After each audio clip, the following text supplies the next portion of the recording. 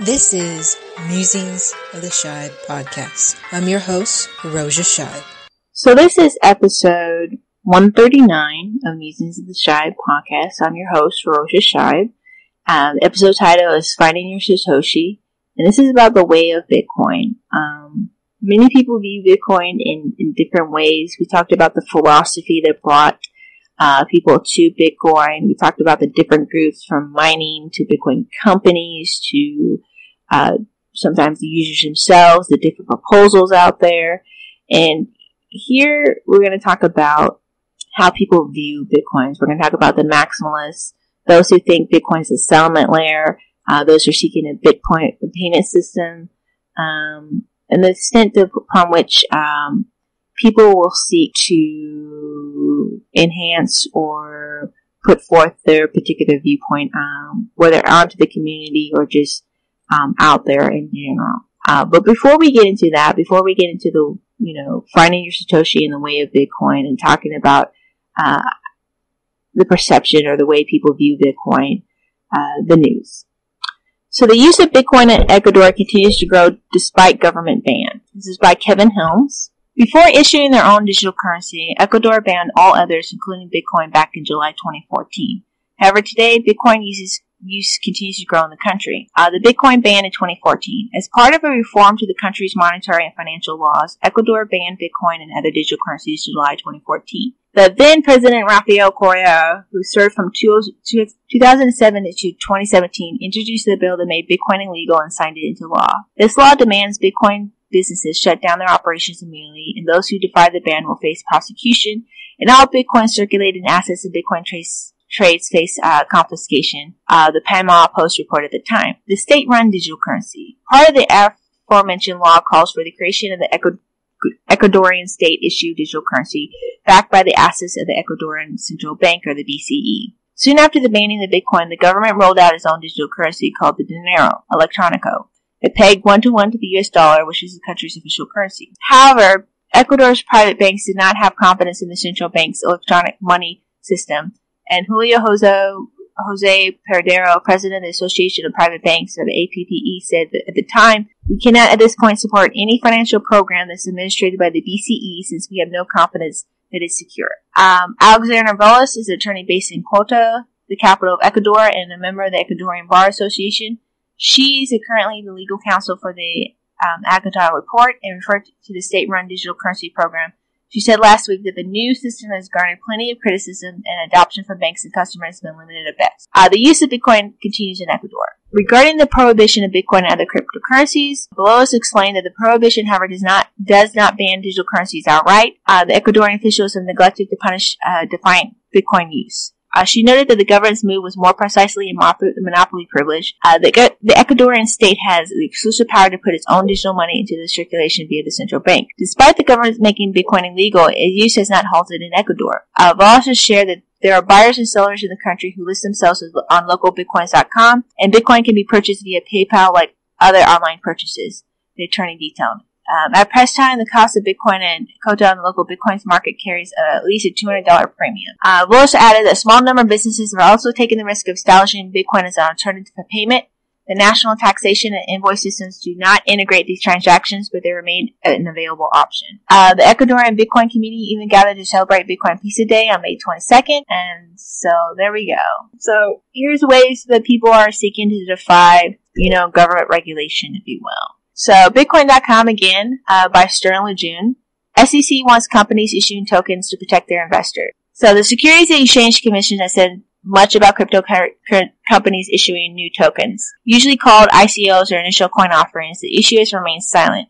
Now the SEC provided a statement on May 23rd saying that they want ICOs to be fair, they want cryptocurrency startups to protect their investors. A Reuters article quoted that SEC officials, whether or not you are regulated by the SEC, you still have fiduciary duties to your investors, said Valerie Hank, the head of the SEC's Distributed Ledger Group. If you want the industry to flourish, protection of the investors should be at the forefront. The commentary comes that more and more ICOs are starting to crop up in the Bitcoin space, and crypto lovers are calling some of these companies frauds or fakes who are just trying to scam investors and customers. The lack of oversight and the problem with new tokens. Allegedly, many of these companies have caused alarm bells to sound off because they're not being regulated by any institution or organization, and the SEC said they just became a company may not be regulated does not mean their monetary responsibilities are negated, the Reuters announced. These ICOs have raised red flags due to the lack of regulatory oversight. Some market participants say ICOs can be illegal because the companies are selling tokens that can be considered securities which fall under the SEC jurisdiction. In a humorous statement, Peter von Valkenburg, director of research at cryptocurrency advocacy group CoinCenter, says that calling a new coin an ICO is a bad idea anyway because it stands too close to the regulated IPO. In other words, is not intelligent wording for these companies to use. It brings them unwanted regulatory attention. The Reuters article also quoted him as like painting a target on yourself because what does an organization like the SEC regulate? They regulate IPOs, says Van Valken, referring to the initial public offerings. Why would you adopt the terminology of regulators when you're building a thing you can hope that they don't regulate? Well, like I said, we'll eventually get to the ICO thing. And I have a link in the article. It's from a while ago, but, TLDR, with nothing left to sell, Radio Shack is selling itself to the people. By The Verge. So, tons of electronic stores have shuttered over the past decade, but few are as tragic as Radio Shack, which filed for bankruptcy in 2015, and appeared to be rescued by Sprint in agreement to co-share the stores, then got kicked to the curb and had to file for a second bankruptcy this March. The new agreement means hundreds of Radio Shack shops will officially close down and be replaced by Sprint stores, filling out the dreams of maker movement. So while this is an end to another chapter of our American electronic retail culture, we do have to wonder how are the folks at Radio Shack doing. I mean, it seems like they were accepting their fate. And there's a bunch of embedded Twitter pics of all the different stuff that was for sale. Very interesting. It's very sad to see. I think pretty much the maker market has very much gone online and then with meetups to where you can actually see or get physical objects, if you will, or learning. It would be interesting to see if anybody will take up that space. I know Fry's on the West Coast is still a big makers market in-store solution. Best Buy has some things, but not everything. It might end up becoming more of a boutique or niche market, especially with 3D printing out there. You might want to go see your 3D printer. You might want to see the filaments and different stuff like that. I can see a market for that. But as of now, electronics or maker electronic market is pretty much dead in the retail space. And that is it for the news. On to the way of Bitcoin. So we are going to talk about the way of Bitcoin. How people view Bitcoin is kind of how this block size debate, if you will, is breaking up. The very different political philosophies, economic philosophies, the investment level, if you will, the position in Bitcoin. Are they miners? Do they have a company, business? Are they holders? Are they spenders? What it is they use Bitcoin for? Are they using it for their daily spending? Are they using it for a long-term savings account? Just how they view or Bitcoin in itself is shaped, or their individual shapement of Bitcoin.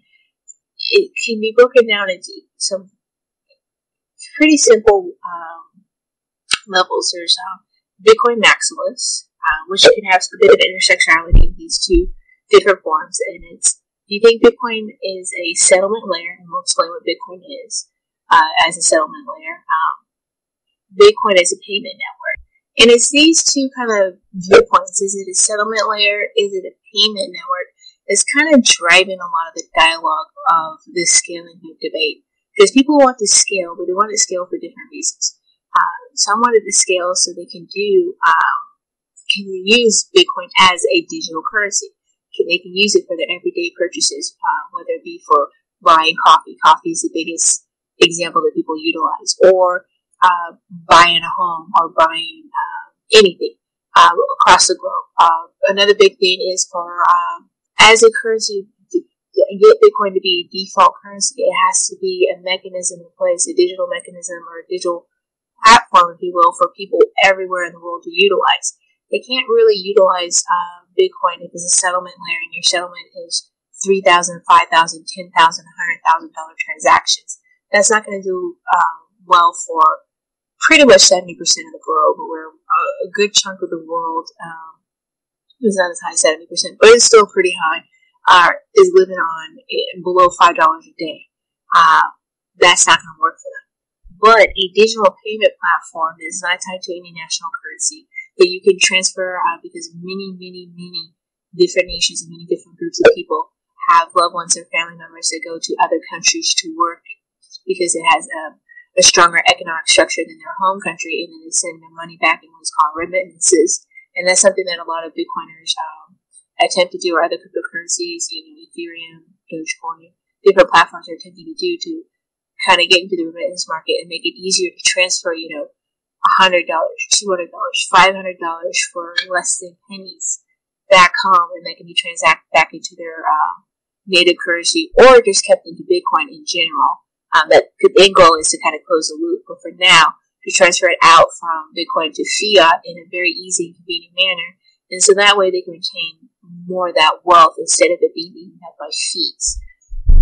And that's not going to be possible if the transaction at the current rate right now, while there's the fees in Bitcoin have gone down, and a lot of it has to do with the fact that, and we'll talk about it in a different episode, that there's a bit of a news story. It's a bit of an old one where summertime, just globally speaking, there's not a lot of Bitcoin transactions. So because there's not a lot of transactions going on, the meme pool is not clogged, the blocks are not full, and the fees are much lower now. They're less than $1. You can actually start doing $5, $10 transactions. But prior to that, where you had to pay $2, $3 if you wanted to send $5 or $1, it did not make any sense. It didn't make any sense if you want to use $3 for $100. Yeah, that's not a lot, but it's still a lot for a lot of people. If you're sending $100, you're paying $3 for it. Yeah, it might be lower than Wells Fargo or Western Union. Western Union is the big transmitter of money globally. If you can go to Western Union and you can transmit money and pay, anywhere from $10 to $100 depending on where you're sending it and the amount you're sending. That type of service, it may be cheaper than that. It may be even slightly cheaper than credit cards or debit cards or wire transfers. But it's not the promise that people had when getting into it, that it was going to be very low cost. Free in some instances, but not always free, but pennies on the dollar, really. Pennies on the dollar, very nominal amount of money. $3 is not nominal for a lot of people when you're living off of $5 a day. $3 is still a lot of money. It still eats into something. It still can be cost prohibitive, if you will. And so that you have these two different concepts. And intersected with that is these Bitcoin maximalists who believe in holding and staying exclusively in Bitcoin and not being in all these other cryptocurrencies because they're scams. They don't solve the same problem as Bitcoin. The waste of mining resources, waste of investment capital. It should just exclusively stay within the Bitcoin sphere, the Bitcoin coin. Bitcoin is the one coin for all. So even though there's two different kind of economic positions where there's people that view Bitcoin as a settlement layer to do big, huge transactions, and that is like a bond or the savings or actual digital gold, and then you have people utilizing it for daily occurrences or daily events, if you will, spending money. You have them just saying, just stay in Bitcoin. Don't go to like Litecoin or Ethereum or any of these other altcoins. And so we're going to talk about all these different kind of viewpoints, the way of how people view Bitcoin, because it does have some influence on the different proposals that are put into the community. What's going on with SegWit, the two different versions of SegWit, the one, that wanting to add on Lightning Network and things of that nature, and those who oppose it against it, a lot of it has to do with some of the viewpoints of how you view Bitcoin. Do you view it as a settlement layer? Do you view it as a digital payment platform, money on the internet? So let's kind of begin here. So let's start with Bitcoin as a settlement. Let's start with the two kind of different economic principles that have divided the Bitcoin community. Is it a settlement layer or is it a payment network? So let's start defining those two and go from there. So this actually comes from BitcoinTalk.org. The author is, I think it's called Hero Member. I'm not positive. But here we go. Bitcoin, settlement layer or payment network?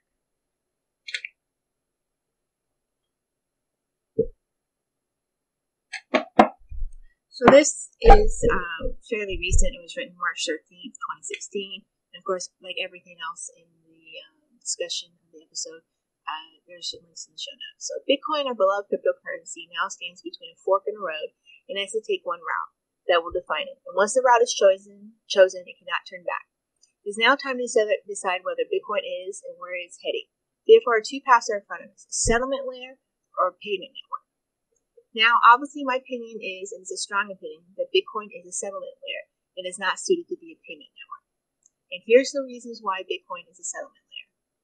So here we go. Bitcoin is a deflationary currency perfectly suited for longer storage, not instant payment. Bitcoin has a slow transaction speed. 10 minutes is too slow for an hour transaction and therefore not good for quick shopping. Most coins are already in cold storage or in black holes, and more will be. It has low money velocity. Therefore, a few big transactions happen, and most transactions are dust faucet payments, which can easily be done off-chain anyway. Bitcoin is an NR1, or cryptocurrency, which means it has intrinsic value in the crypto world.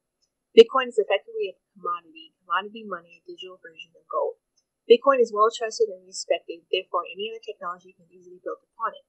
Bitcoin transaction costs will rise, eventually phasing out small payments, and it will be used only for large payments and could become a professional institutional platform for finance and not an internet joke money.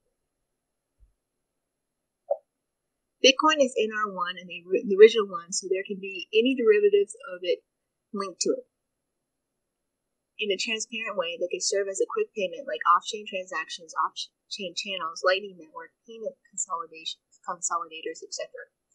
Making Bitcoin a settlement layer is the only way to gain trust of rich people and advance Bitcoin forward to the next level, being reorganized as a professional platform and a serious thing amongst reputable people. Bitcoin could be a safe haven against financial collapse. Capital control, it can store trillions of dollars in the future, making the price stable. With a quick pay currency could be very volatile because the faster the money velocity, the higher the volatility of the price. So the trust and the deflationary aspect of the slow money velocity is the perfect combination for a digital commodity and a settlement layer system. Given Bitcoin's size and the money risk in it, we should be extra careful with any sudden changes, so the financial responsibility and the conservative path is the best way to go. Therefore, a small box size is recommended. Yes, so this is Bitcoin, and therefore the core roadmap is the best suited for it. You want a payment network coin, then try Litecoin or Dogecoin, but Bitcoin is not well suited for it. So if you give up financial security for temporary comfort, then you deserve neither. And that's quoted by me. Or that's what the poster has a quote for themselves. So that pretty much sums up the principles of the settlement layer, people. We're going to read a few more articles about it, but just kind of give you an understanding of how they're not necessary for most settlement layer people are not for raising the block size. They're actually for SegWit. Some of them are. Some of them are for a Lightning Network, some are not.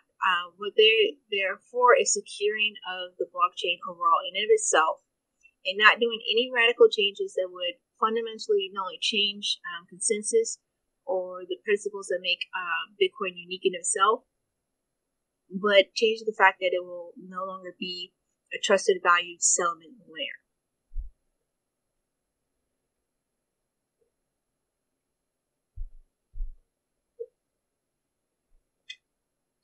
So, CyberPunk CEO Eric Lombrazzo, the Bitcoin blockchain will be a settlement layer.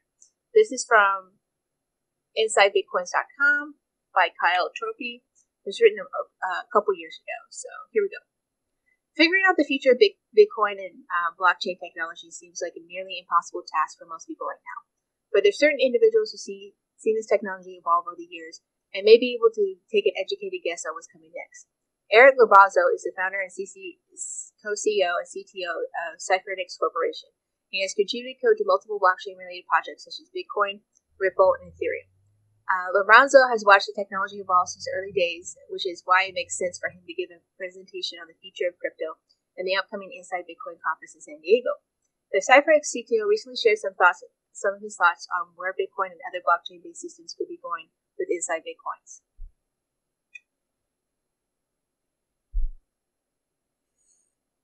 So, here we go.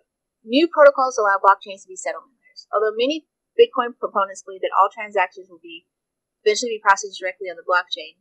Lorenzo sees the future of all currencies differently. He explained that it's the protocols built on top of the Bitcoin blockchain that hold promise for the future of crypto in general.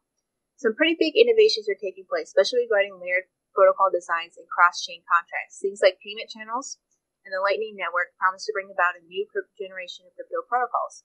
Expanding on his thoughts related to micropayment protocols, Lorenzo claims that these new innovations will allow Bitcoin and perhaps other blockchains to primary access settlement layers. It's looking more and more like blockchains will become a primary access settlement layer, allowing us to build protocol layers on top of them where we can negotiate contracts directly with counterparties. Blockchains provide well-defined settlement guarantees, but settlement on blockchain is too slow and costly to support certain killer use cases. With layered protocols, the contracts themselves need to always touch the blockchain, making things a lot cheap.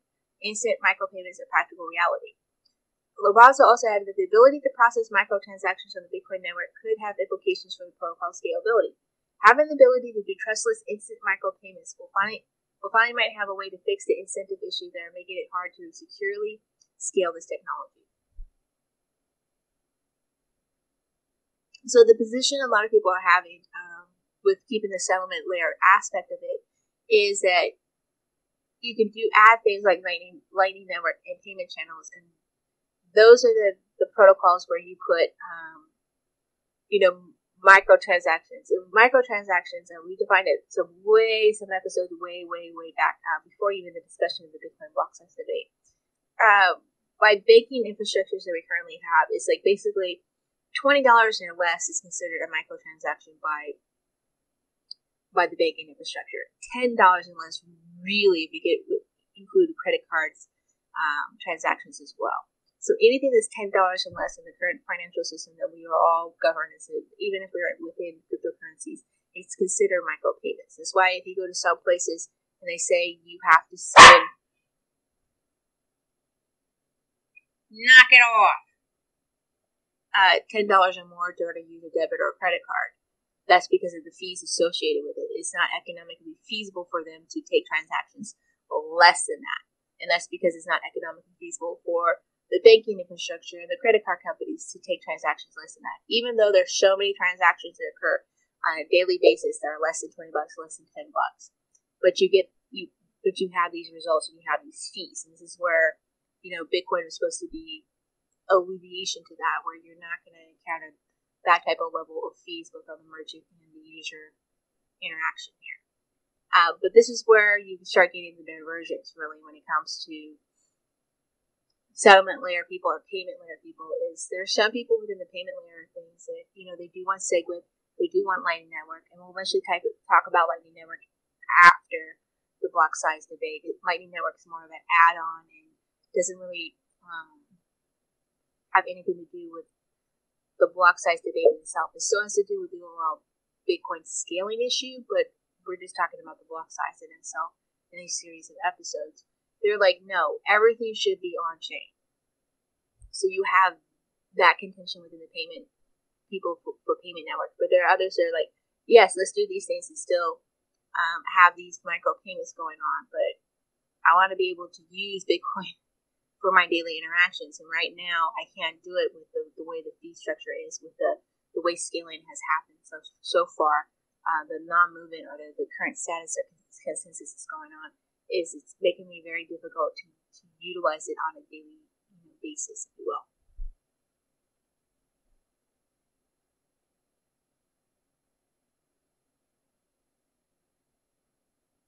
So alternative tokens versus alternative blockchains. As someone who's worked on multiple blockchains and fintech protocols, Lorenzo has also a unique perspective on the viability of alternative token systems and altcoins. Although Lorenzo sees possible value in the existence of many different tokens, the Cypher co-CEO thinks having a variety of blockchains can be an issue when it comes to security. There could be many different tokens, from generated tokens to issued tokens. I think there's room for that.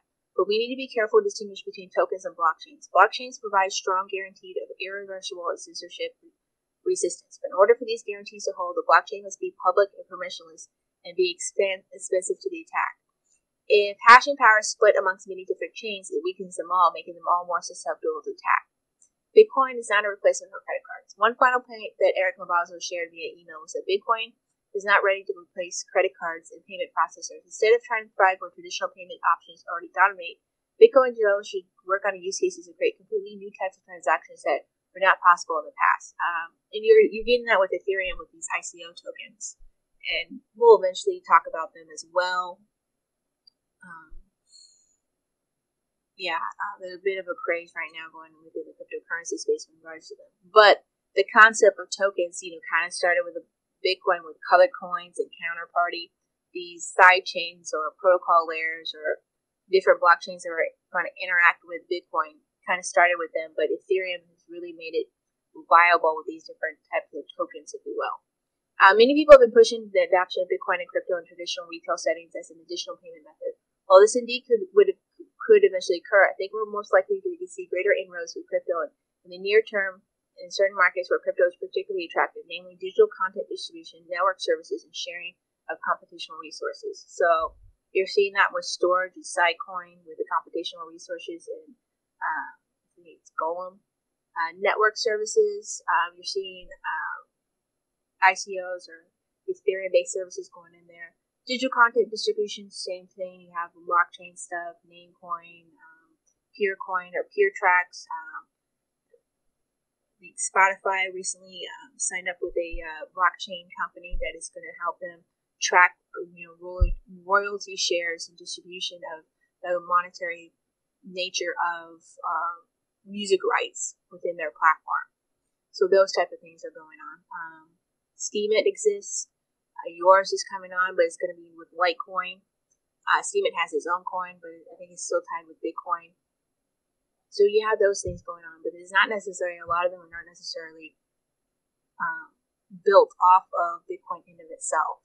Although many individuals like to track the Bitcoin price and merchant adoption more than anything else, the reality is in these early days of technology, evolution will not involve using digital commodity as a currency for day-to-day purchases. So you have, that position going on here. And then you have this opinion by the Cipher House. It was written this year, May 19th, 2017, so just a couple months ago. The economics of Bitcoin is a settlement network. As Bitcoin's popularity continues to increase, its transaction fees rise as well, leading to the customary cores of doom and gloom for those still stuck in stage 1 of dealing with Bitcoin greed. With the average transaction fees exceeding $2, the doom mongers assure us that Bitcoin is doomed because nobody wants to pay $2 to make a payment when credit cards, PayPal, and many other options charge far less transaction costs. The problem here, as usual, is not with Bitcoin, but with people's misunderstanding of Bitcoin. And the first clue to that can be found in the skyrocketing price. If Bitcoin is so doomed, why are people still buying? The answer is that Bitcoin's value proposition is not making the small consumer purchases, but making large and important payments, particularly across borders. Payments in persons for small amounts can be conducted in a wide variety of options: physical cash, barter, favors, credit cards, bank checks, and so on. Payments across the world, however, are a very different story. There are only a few currencies that are accepted for payments worldwide, namely the US dollar, the euro, gold, and the IMF's SDRs. The vast majority of international payments are denominated in one of these currencies, with only a tiny percentage shared by a few other major currencies. To send these currencies in values around thousands of dollars internationally costs dozens of dollars usually, and subject to invasive forensic examination by financial institutions. Compare these transactions, Bitcoin's transaction fees of $2.50 are still a bargain. However, the volume of these international flows is far larger than what Bitcoin's blockchain can handle, and more such payments move to Bitcoin's fees will rise to the limit they demand for them. Yet they would also not spell doom for Bitcoin, because spending these individual payments is not the limit of Bitcoin's capability. Bitcoin is money free for counterparty risk, and the network can offer final settlements of large volumes of payments within minutes. Bitcoin can thus be best compared to settlement payments between central banks and large financial institutions, and it compares favorably to them being infinitely cheaper and more verifiable. The only other form of money in history which is free of counterparty risk is gold, and moving that around is incomparably more expensive. An interesting thought experiment is to imagine the shape of a global economic system built around the settlement of Bitcoin. Bitcoin's current capacity is to verify around 350,000 transactions per day. This number of transactions can allow a global network of 850 banks to each have one daily transaction with every other bank on the network. The number of unique connections in the network equals to n, and then the parentheses, n minus 1 parentheses over 2, where n is the number of nodes. Bitcoin can support an international network of 850 central banks capable of performing daily financial settlement with one another. Such a network could have two major advantages over the current network of central banks. First, the finality settlement on Bitcoin does not rely on any other counterparty and does not require any single bank to be the de facto arbiter, making it ideal for a network of global peers. Rather than a global hegemonic centralized order, second, the Bitcoin network is based on a form of money whose supply cannot be inflated by any single member bank, making it more attractive store of value proposition than the national currency whose creation was precisely so that supply can be increased to finance governments. In a world in which no government can create more Bitcoin, these Bitcoin central banks would be completely free with one another in offering physical and digital Bitcoin-backed monetary instruments.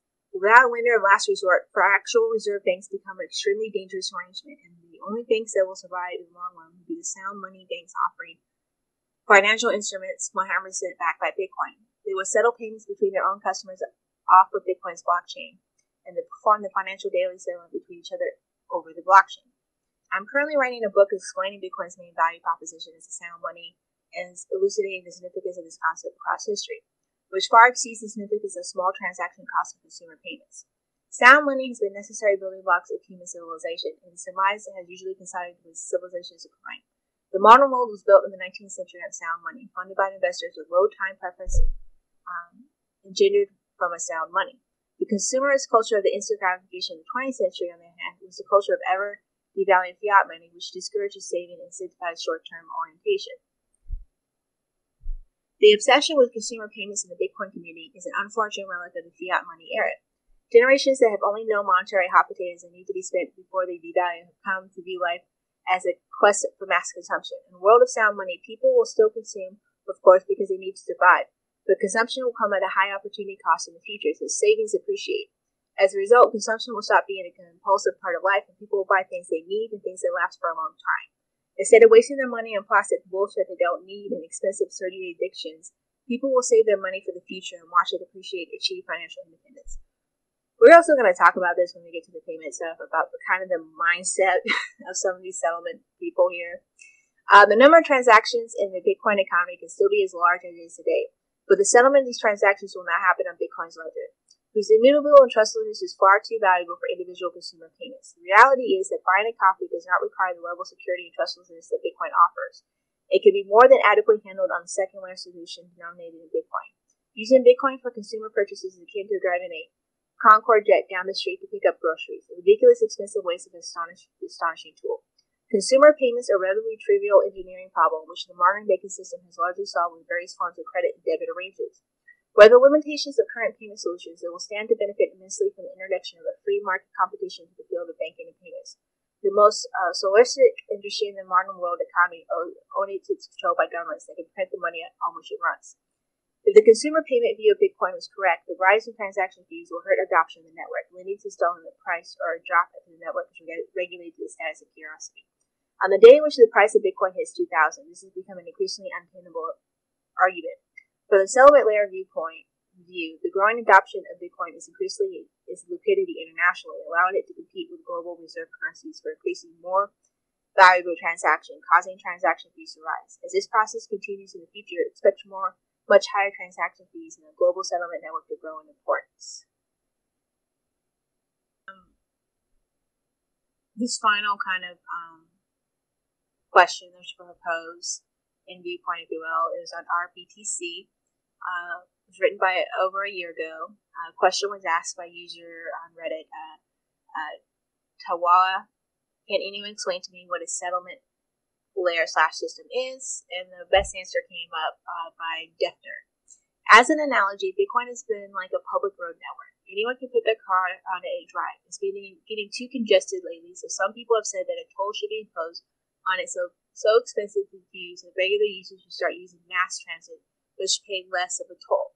In this analogy, the Lightning Network, 21Co, the Thunder Network, etc., are mass transit companies that bundle lots of the user's transactions into one transaction that travels on the blockchain in order to bypass the expensive tolls and to increase the number of transactions that will fit on the blockchain. The pushback is because so many people have gotten used to a free or low-cost public system that suddenly having expensive tolls added to it, they feel like their freedom to transact is being taken away.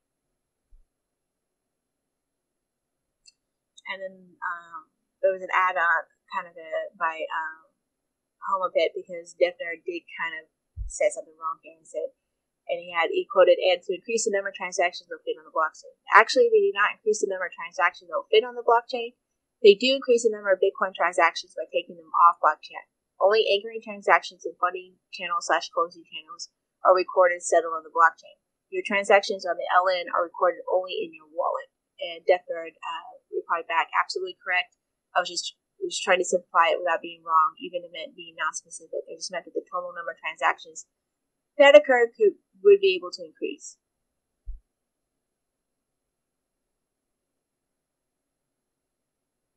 And then here's the pushback here when it comes to Lightning Network and the viewpoint of some people have, and there is some truth to it. So this is from Seem Good, and we'll talk about this when we kind of get to the downside of some of these different solutions that have been proposed towards the blockchain scaling debate. Some of the pushback certainly there. Some reasons people are pushing back. Lightning Network nodes scale efficiently with capitalization. They will exert a lot of centralization pressure in the Bitcoin ecosphere and potentially make it easier for the powers that be to attack Bitcoin with KYC and AML and similar control mechanisms. The whole point of Bitcoin is that it places all the functions of the monetary system in the hands of each individual user. As we split those functions into specialized layers, we invite centralization, seed mining, and the results are loss of censorship resistance.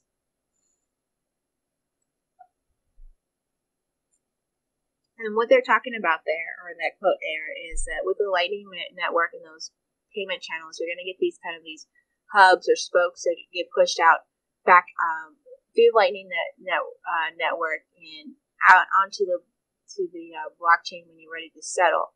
That these centralized hubs could be a point of attack or point of centralization, where the only way you can do transactions that are X amount, like a less amount, is through them instead of on chain. And so if you don't do AML or KYC, then you're not able to do transactions. And this is kind of somewhat happening, particularly in the States, when it comes to exchanges. The only way for you to obtain Bitcoin currently right now is through 3 exchanges, and you have to turn over your KYC and AML requirements. You can go through local Bitcoin, but you can take some significant risks there. Right at this point, they haven't started attacking purchasers that purchase through that type of peer-to-peer system. I know Big Square is still in existence, and there's other decentralized exchanges. But what could happen if you go out and make the purchase, whether it be in person or depositing cash or going through that, and it doesn't happen? People do get scammed through local Bitcoin, but if you do an in-person transaction, you could be buying from law enforcement, and then you can get popped because you didn't go through a KYC AML exchange. So some centralization is already somewhat occurring within the Bitcoin system already at one point vector. The other point vector is mining, because so much of the hashing power currently, even though it's divided by different companies, is behind China, behind the firewall. That might be changing. I think we're seeing some movement. There's been some news, and we'll talk about it on different episodes, at least the news story, and eventually we'll do a state of Bitcoin mining update, where there's some movement to try to bring more miners into existence and distribute it globally, so that there's not so much hashing power concentrated in a regional area, in this case, China.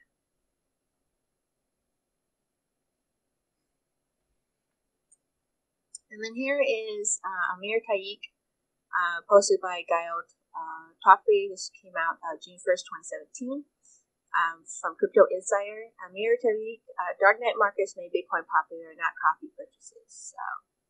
And in recent appearance on the Tatiana Show, early Bitcoin developer and dark wallet co-organizer Amir Tayyik shared some of his thoughts on the current state of the world's first major cryptocurrency. During the interview, Tayyik discussed how the dark market Silk Road made Bitcoin popular and how the community needs to return to its ideological roots. So Bitcoin's origin was Silk Road. When discussing Bitcoin with the host Tatiana Marzo, Tayyik often spoke of it as a political tool. Pointing to the Silk Road as the main illustration of this point. At one point, Tayyik referred to Dread Pirate Robert CPR, who was the administrator of Silk Road, as a very well could have been multiple people as a hero. The DPR was very ideological, said Taik. It wasn't a guy who was running Silk Road because there was a profiteer.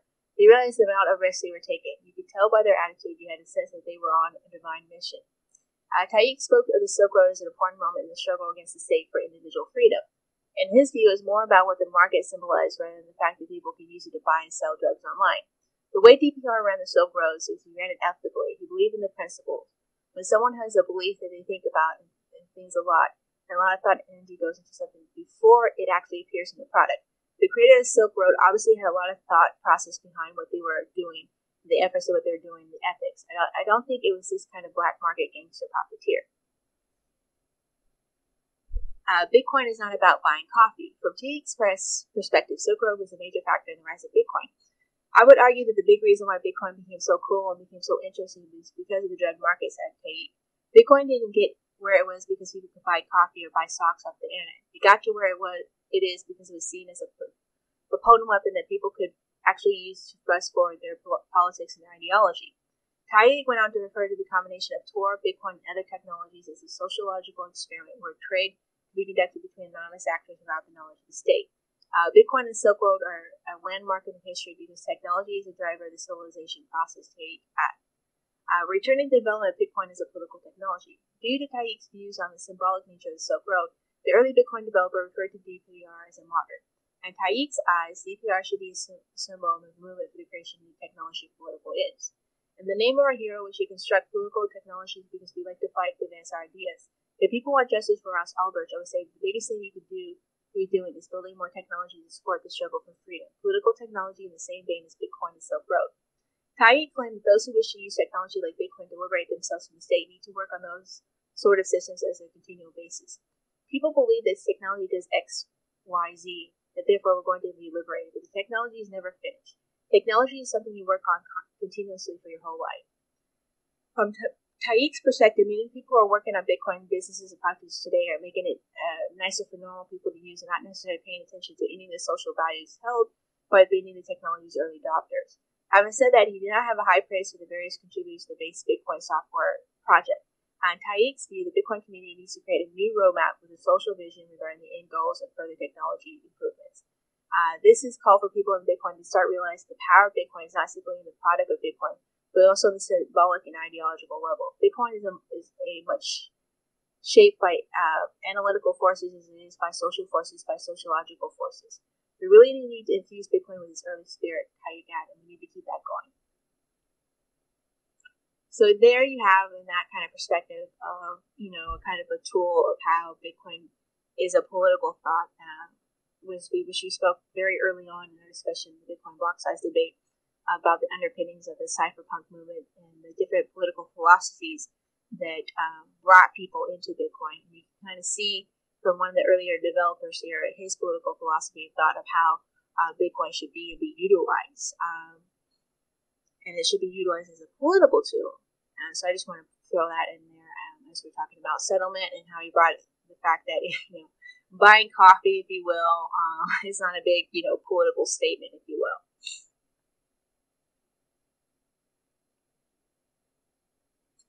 Okay, and then to kind of wrap up the discussion on the Bitcoin as a settlement platform, here's a thing by Jeff Garzik.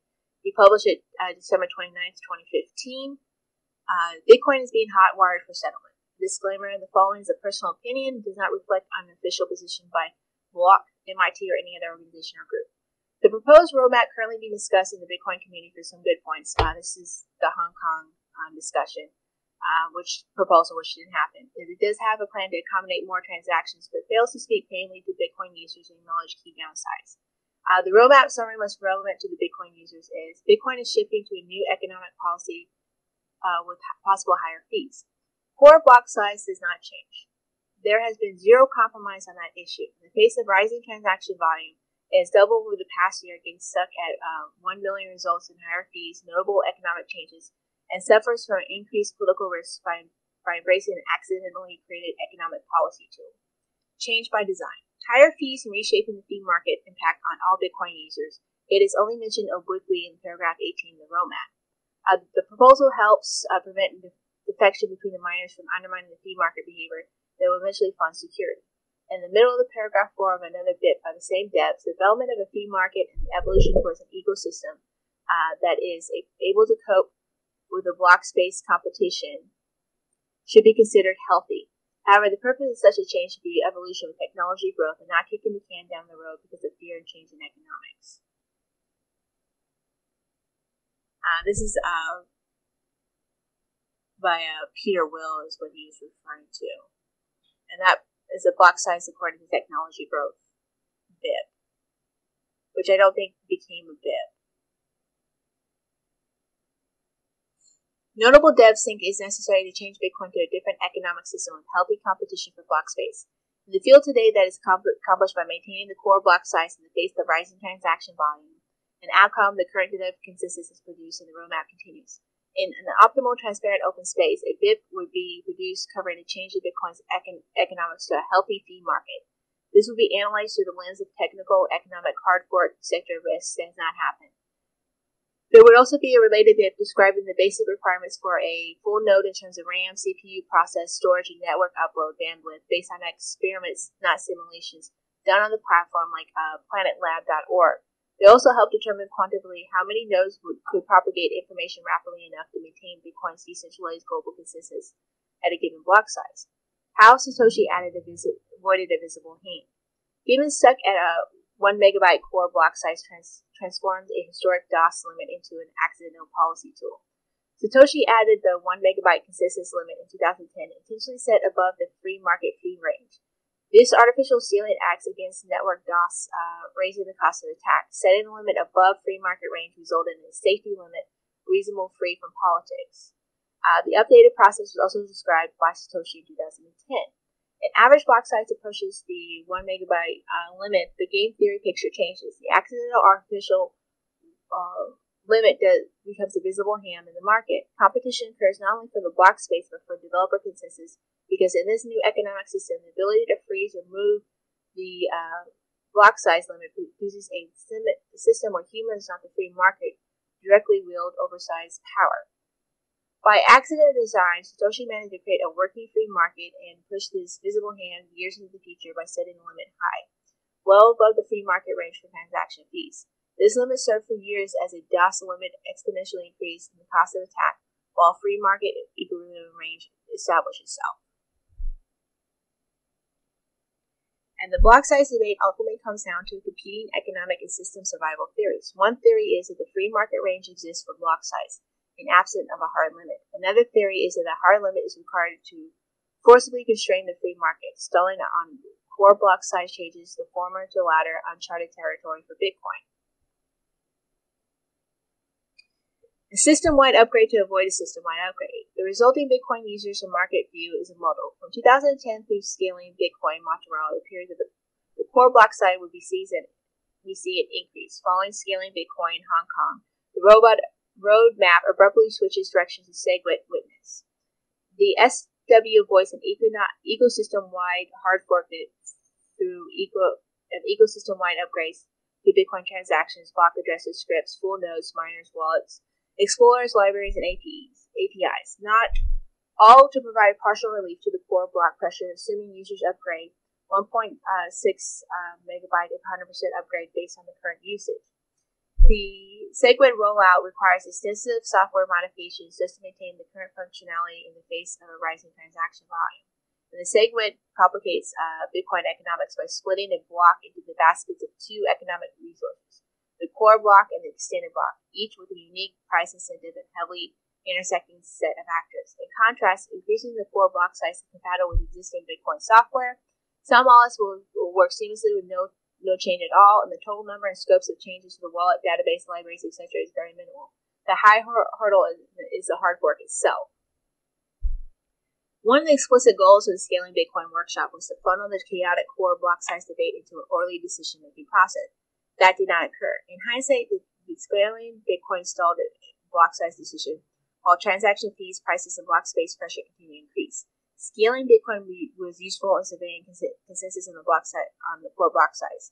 A 2 megabyte appears to be the consensus most common denominator. Skipping hard questions until too late. The roadmap skips the short-term issues of When are fees too high? What is the process of changing the core block size then?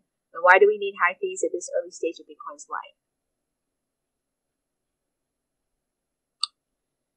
Rather than an automated software system, a fixed core block size puts an economic policy tool in the hands of humans, and humans are making subjective decisions about healthy fee levels, what miners' income should look like, and the relative expense of Bitcoin transactions rather than the free market.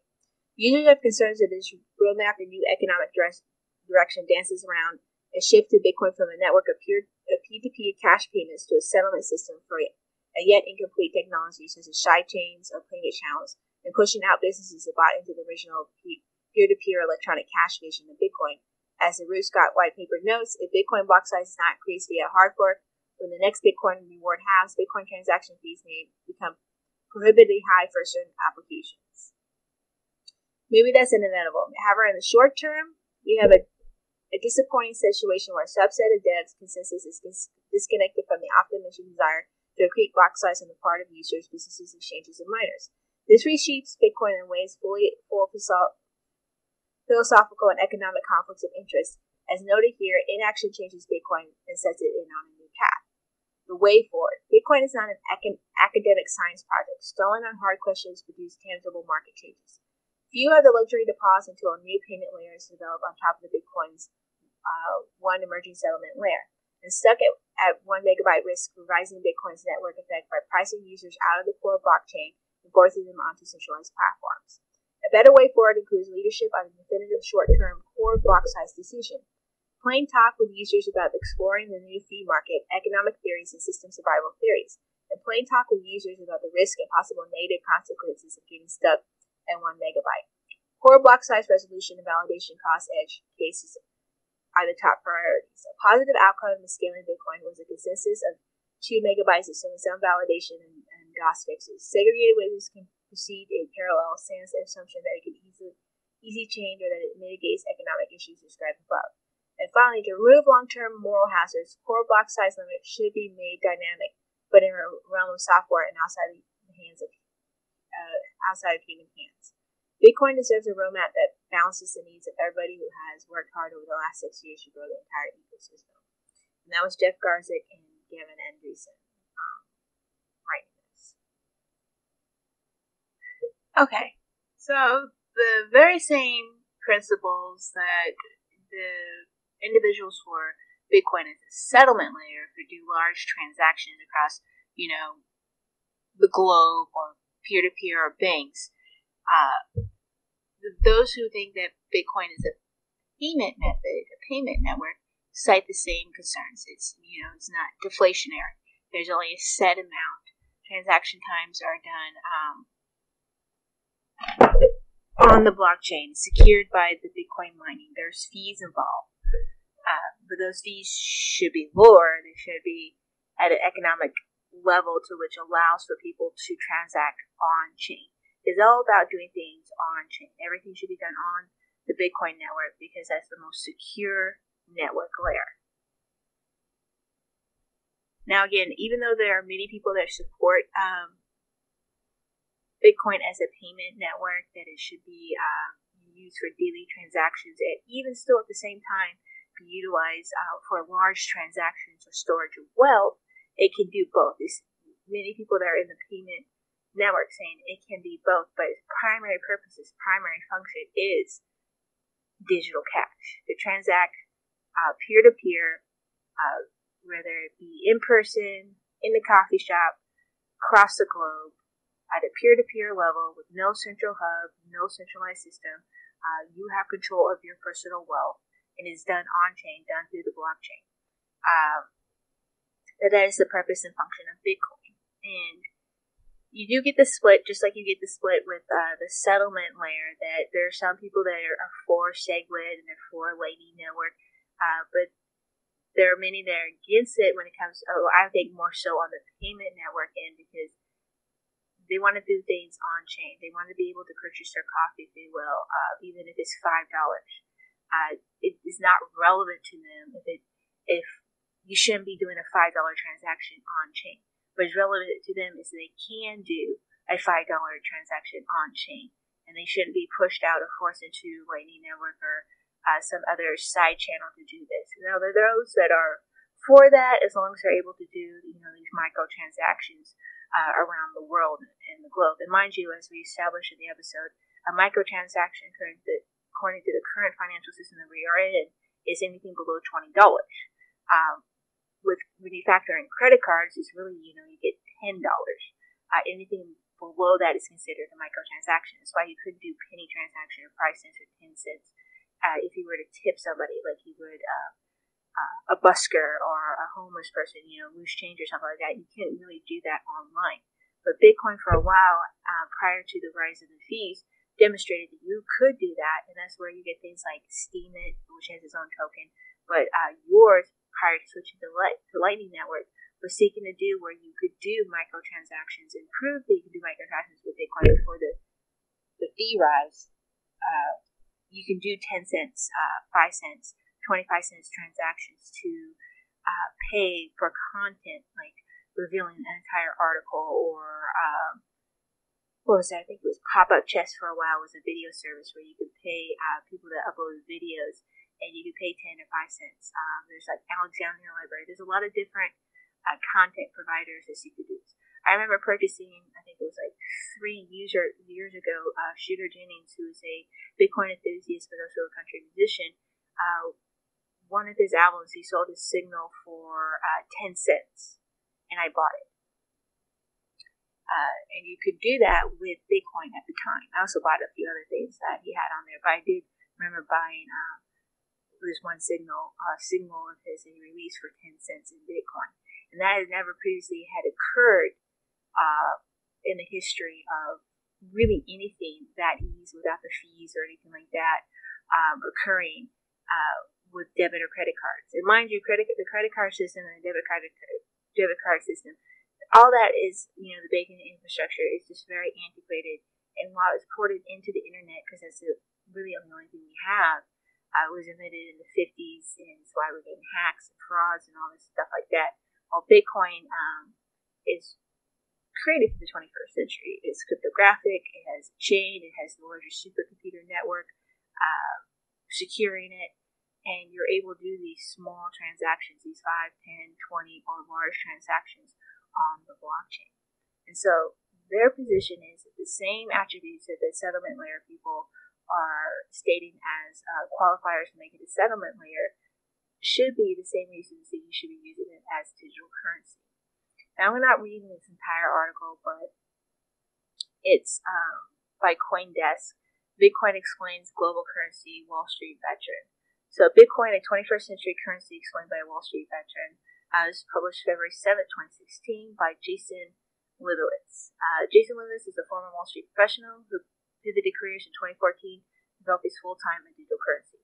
In this paper, Libowitz answers questions about how Bitcoin was created, how it works, and why it matters. So we pretty much know what Bitcoin is and how it works. He just kind of breaks it down in this article here.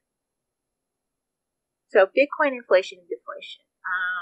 So as a barometer of healthy money, the world's best economies have an average annual inflation rate below 1.5%. In economic terms, low to zero inflation is a sign of a healthy money because the value of the currency does not fluctuate significantly and therefore is reliable. However, in a country like Argentina, which is still having protests, I think they're going on the third month, not Argentina, but Venezuela actually, but Argentina has had some protests as well. The annual official rate is estimated in the close to 40% today. That means if you're an Argentinian citizen and you save 100 Argentinian pesos 1 year from now, the value of those 100 pesos will be worth only 60 pesos. In fact, it's gotten so bad that they only accept USD for purchases of real estate. They don't take pesos. And in Argentina, holding money means losing money. So citizens are actively looking for alternative stores of value to simply preserve the money they have earned and worked for. Other examples of problematic economies with high inflation rates are Venezuela. Venezuela is a country that's in the third month of protests about the state of their government and what's going on there in the economy, which is expected to have an annual inflation of 180% in 2015. And Zimbabwe, where the rate of inflation for the Zimbabwean dollar was so high that the year they decided to stop printing it, and the government is abandoning their currency altogether. Zimbabwe went through a period what is known as hyperinflation. Their annual official rate in 2008 was recorded as high as 11 million%. What currency could citizens from those countries use it if not their own? The US dollar, gold, and peso Bitcoin. The reason for such a high inflation rates are complicated and they vary from country to country, but a common theme is that these rates are only found in government-backed fiat currencies. And governments can lose control of their money in various ways because as with all fiat currencies, their values are tied to laws and supply and demand. If a government prints too much money, then the value of this currency can deteriorate, as seen usually in Zimbabwe and after World War I in the Weimar Germany. History is full of stories underscored by the failures of money, and if history repeats itself, the future will be no different. Given bouts of high volatility in Bitcoin, it may be difficult to understand how this new internet currency can act as a store value. However, compared to the rate of fluctuation in the price of Bitcoin and some of the fiat currencies, examples above, Bitcoin contends as a candidate for an alternative currency. Part of the appeal in countries with strict currency controls is the relative ease of what can be acquired and used, especially considering all one need is an internet connection. Once money is converted to Bitcoin, or you can mine it or earn it. The inflation rates of local fiat currencies do not affect Bitcoin holdings if you send anywhere through the internet for free. Right now, I believe Turkey is banning Bitcoin. I'm going to check on that particular story, but that is something that is being discussed or talked about. And there's a lot already. Turkey's had some issues where I believe PayPal is restricted. A lot of restrictions are going on within that country when it comes to their financial infrastructure. So you're going to see probably a lot of movement within that country when it comes towards Bitcoin and cryptocurrencies. Additionally, no one but the account owner has access to Bitcoin. This is especially important in light of the financial crisis. In 2013, banks in Cyprus became insolvent or bailed out by European and international monetary authorities. However, one of the conditions for Cyprus to receive the emergency funds was that the bank depositors had to pay part of the tab. That meant depositors, those who had their money in the banks for safekeeping, found their individual accounts drained at 6 to 10% by the government overnight. That would be impossible with digital currencies like Bitcoin, which makes it valuable for many who reside in parts of the world with deteriorating economic and/or currencies. Bitcoin also provides an option for those living in countries whose currencies are restricted or not free-floating, i.e. China and Russia, looking to get money out of the country. Even the strongest economies, the question of how stable certain fiat currencies really are is being tested. In the post-Great Recession world, governments of some of the leading economies decided to essentially print their way out back to prosperity in one of those massive economic experiments ever conducted, quantitative easing, or QE. The U.S. led the way with QE in November 2008, with Ben Bernanke, the head of the Federal Reserve, spearheading the experiment. After the Lehman Brothers collapse, as the economic debacle unfolded, developing market central banks became fearful of deflation as opposed to inflation, and the experience Japan had been dealing with since the early 90s. Deflation is an insidious economic plague where citizens choose to hoard rather than spend money, expecting lower prices for goods and services tomorrow rather than today. However, an economy can only improve when its citizens spend money. When companies have too few customers because the masses are scared to spend, employees are laid off in order to cut costs, and unemployment rises, reducing income streams and thus spending power. It's a vicious downward spiral, and Mr. Bernanke decided the best way to stimulate the economy would be increase inflation and lower unemployment, and aimed to achieve this through massively increasing the money supply of the U.S. dollar. The U.S. dollar printed trillions of newly minted dollars over the 6-year period of 2008 to 2014 in an effort to stimulate the economy. The program worked to a degree, inflating assets prices per design due to part of the U.S. dollar representing the world's strongest economy as a global reserve currency. The European Union has seen success of QE in the U.S. and launched its own program to try to aid their unstable economy. The EU will print over 1 trillion new euros by the time their version of QE is over. Whether QE works in the long run remains to be seen, but the fact that the governments have the power to print as much of their own money as they want. If QE does not work and inflation becomes rampant, there are severe economic consequences, as history has shown us. And this is thus the reason why, one of the fundamental reasons why Bitcoin was developed. So digital gold. So like gold, there's a finite supply of Bitcoin. Don't need to go further into there. Using Bitcoin. So here we go. The new use case deals with what are known as micropayments. Micropayments are financial transactions that involve very small sums of money. Think pennies or fractions of pennies. Before Bitcoin, the smallest size internet transaction was not less than a few dollars because it's not cost effective to run small payments through existing credit/debit and banking systems. The fee structure of those systems make them non-viable. However, with Bitcoin, suddenly they became trivially easy. Micropayments can optimize content Monetization eliminate the need for banner ads and pop-ups because internet users can opt to pay as they go, using arbitrary small amounts of money to forgo ads when reading news articles or watching videos. You're seeing that with Brave. They have a token called Browser Attention Token, or BAT. They're experimenting with that themselves. Micropayment can be used to fight spam. Future email systems can refuse incoming messages unless they're accompanied by a tiny amount of Bitcoin. That's where you have 21 Co. as a company that does that. Tiny enough not to matter to the sender, but large enough to prevent spammers who these days can send billions of messages without limitation. So I think the lowest amount for 21 Co. is $1 if someone sets it at $1. And then you have $10 and $100. And I covered 21 Co. as a company, their networking platform, as well as a little bit about their mining and the things that they do in Ferocious Thought Bubble, or review of that company. By attaching even a minor cost of spanning, the path of free advertising disappears, and public payments are another possibility that Bitcoin makes possible. These are examples of individuals holding signs saying, "Send me Bitcoin," next to a QR code, a type of barcode. These codes can be seen in person on TV or in photo, and sending Bitcoin is as easy as scanning the QR code using the camera feature of a phone. QR codes can contain the information of a public Bitcoin wallet address, in which the case can all you need to do is send your Bitcoin to the specified destination. In 2 clicks, you can send a complete stranger money. This has implications for pound funding, protests, and social movements, to name a few. This is where WikiLeaks was able to survive because when Visa and those type of platforms were cut off from them, they were able to raise funds for Bitcoin. Other political movements done so. When Ukraine was having their social unrest, a lot of the servers allowed for people to have access to information within that country and get that information out.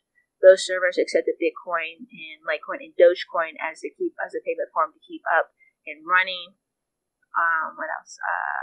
Crowdfunding. You can see that with Ethereum, with their tokens, so people convert their Bitcoin to Ethereum, or they bought into Ethereum early on and they buy into different ICOs. So anyone acquiring and using Bitcoin, and there are several ways to obtain it. The original method is through mining and winning the Bitcoin reward. Anyone with a computer can participate. For everyone else, Bitcoin exchanges offer you the ability to transfer fiat money from credit card or bank account in exchange for Bitcoin. For the unbanked, Bitcoin ATMs are also becoming more widespread, allowing users to exchange cash for Bitcoin or Bitcoin for cash using local fiat currency in whatever city the Bitcoin ATM is located. Bartering and exchange Bitcoin in peer-to-peer transactions is another easy way to obtain Bitcoin. Lately, with more uncommon is given the early stages of the Bitcoin economy, you can find work where employers are paid in Bitcoin. For a purely numbers perspective, Bitcoin has monetary value. Given all the current use cases of currency, the ubiquity of mobile phones, and the billions of people who are not yet part of the global financial system, Bitcoin is an important asset class because it serves as a purpose to provide a solution to existing problems. Gold has value because it's scarce and there's demand for it. Contrarily, the Zimbabwe dollar does not have the value because it's not scarce. Despite domestic demand for it, Bitcoin is scarce, and because there's demand for it in many forms, it has value. There are currently, at the time of this article, is 14.9 BTC in circulation. The price per Bitcoin is $455 at the time of writing. They use a market capitalization of $6.8 billion in line with the mid-cap stock. Unfortunately, not surprisingly, some of the demand of Bitcoin comes from those operating outside of legal boundaries. Milton Friedman also predicted the advent of digital currency. It has a negative side. It means that the gangsters, the people who engage in legal transactions, will also have an easier way to carry on their business. That's with any tool that may have events. The most usual, well-documented example was the U.S. government shut down Silk Road. Over that again. Every transaction in the Bitcoin network is logged forever, permanently, and immovably on the blockchain. As this can and has helped law enforcement officials track down criminals, many governments around the world are not outlawing Bitcoin, but instead are starting to enforce that Bitcoin-related businesses have KYC and AML policies in place. On that note, the single authority most used payment for illicit transactions is 20, 50s, and $100 bills. So here we go to the kind of conclusion here. Bitcoin is being seen by the masses as revolutionary technology. It rethinks the concept of money and eliminates the thinking of fee-taking middlemen who conduct transactions. The current use case is broad, affecting unbanked for the remittance markets, online security, micropayments, and public payments. Thinking forward, the implications of this technology are vast, extending well beyond the use of Bitcoin as currency. For example, the proof of existence is a concept immutable of the blockchain makes digitally possible. In the future, people may not need to physically carry around wallets with government IDs and passports on the blockchain. In November 2015, a couple notarized the birth of their daughter on the blockchain. attaching a hashed hospital birth certificate and a video attesting from the parents and grandparents to a tiny Bitcoin transaction. The result is a time-stamped proof of the existence of the newborn on the blockchain, which can never be altered or disputed. The ability to digitize notarize yet another possibility that the blockchain makes more efficient. There are thousands of Bitcoin and blockchain-related startups around the world with over $1 billion venture capital money invested in the space today. It's possible to know what life-changing developments may result from the technology, similar to the way it wasn't possible to predict the innovation and the impact of Twitter and Facebook when the internet began to develop in the early 1990s. Bitcoin has only been around since 2009, and most people now have heard of it and started to make front-page news in 2013. As it develops into more familiar technology, it's on track to become the first universal internet currency for the global citizen. I also have here a link in the show notes. It's kind of a joke article, a bit of a satire, but also serious in the sense that it's about the Bitcoin coffee debate. Basically going over the different positions that people have, like on-chain coffee lovers at risk of attack, and going over the concept of people not considering but purchasing coffee as spam, like that $5 transaction is spam. You don't really need to purchase coffee with Bitcoin. But it's still a bit informative and a bit funny, but there you go. And then I have another article about just how we still don't have a safe and reliable money. It talks a little bit about Bitcoin as a potential answer, but we're just not quite there yet for safe money, if you will. Reliable money, ease of usage really is what the consensus is about when it comes to use of Bitcoin in general. So basically, just kind of boil it down to as this Wall Street veteran kind of broke down the concept of money, and it's a pretty detailed article, about the history, and pretty simple one. So if you ever encounter somebody that's new to the space, I would recommend them reading this particular article because it really gives a consistent, concise thumbnail sketch of Bitcoin in this space, but is done in such a manner that it's easy to understand and it's not condescending in any way. It doesn't get too technical where you can't follow along.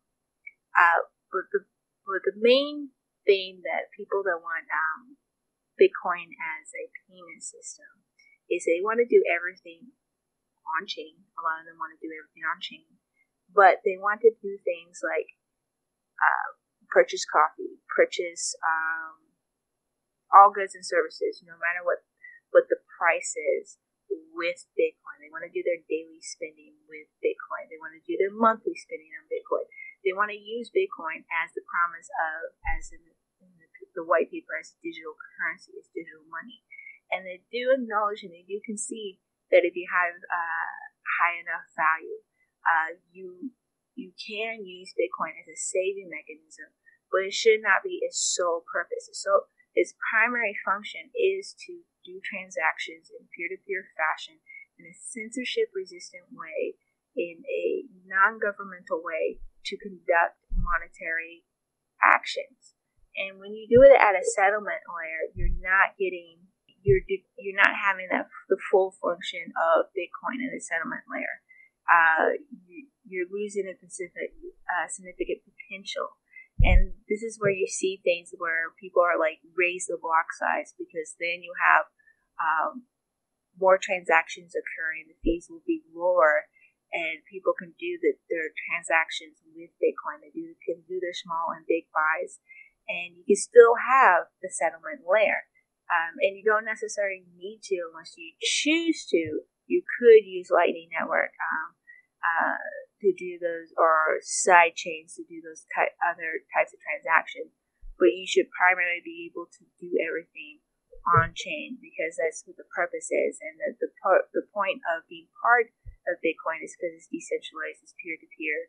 You don't have to go off chain or use a different chain, or even use a different altcoin to do your transactions. You should be able to use Bitcoin. And this is where we get into the whole intersectionality of both of these concepts with the whole concept of Bitcoin maximalists. So we're going to cover these guys. But the point is this is where you kind of see why certain solutions, whether you're or Bitcoin as a payment system or Bitcoin as a settlement system, where you see people going for SegWit or Bitcoin XD or Bitcoin Unlimited or SegWit 2X, is you can see there's kind of two concepts here. Is it a payment system or is it a settlement layer? And what type of solution provides the best means of doing it, or even doing both, where you can have SegWit and the 2X, which is raising it to the 2 megabytes. And so you can have still have the security, I guess, which we'll get into what SegWit is, of the blockchain network by raising the block size and still be able to do micro transactions. But you also have SegWit, which changes the nature of these type of transactions. And we'll talk about that when we talk about SegWit. I guess you can say you can kind of get best of both worlds with that, but there's problems with SegWit 2X. There's even problems with SegWit in general, and we'll get into that when we talk about SegWit. But then you can do other add-ons, which are like the Lightning Network and the side chains, and we discussed that in the episode about just the general idea of these things. If you choose to go down that route, you can do so, but the consensus is with many people that see Bitcoin as a payment system and as digital money is that it's digital money first, and those other things can be done as well by, I just want to buy my coffee. I want to be able to buy my coffee, if you will, with as frictionless as possible, which means a very low or nominal fee, not $1, $2, or $5, but pennies, dimes, and nickels, if you will. So here we go. This is from our Bitcoin. This is from 10 months ago. The question was asked by Utopia Awesome. I keep seeing the phrase Bitcoin maximalist, but I have no idea what that means when people say it. Help. So this was answered by Google Kulux. I think your definition is wrong. Bitcoin maximalist is based on the idea that the competition in certain markets is harmful to the ecosystem when you consider the good is already perfect or close to perfect. When we look at money, cryptocurrency like Bitcoin are already close to perfect, especially if you consider the scarcity property. The amount of value of the token is fixed. You cannot improve on that. Bitcoin maximalists believe that the improvements to cryptocurrency can and should be achieved without creating new value tokens. The concepts that are considered suitable are proof of burn, counterparty, or sidechains, for example. The second idea is that the choice of which money we use is a coordination game or game theory, and that Bitcoin as the currently best widely adopted money is the shelling point of the game. Bitcoin maximalists think that all market participants should agree on that, and that any other currency that creates money out of thin air is not legitimate. So that's one consideration of what Bitcoin maximalist is. This is coming from CryptoCoin News. What is Bitcoin maximalist? This is from Justin O'Connell. It was written in 2016. In short, Bitcoin maximalists look down upon alternative use cases outside the domain of Bitcoin, i.e. Ethereum, Litecoin, and even your beloved Dogecoin. The common thesis in the school of thought foresees a future of Bitcoin features in which all things people want in cryptocurrency from now, higher capacity smart contracts, are coded on top of the Bitcoin protocol. Soft forks have been executed in the Bitcoin use case before, and the experiment has momentum. That is, miners are interested in carrying on the tradition at high cost and expense. Ethereum, furthermore, lots of legitimacy and other recent hacks.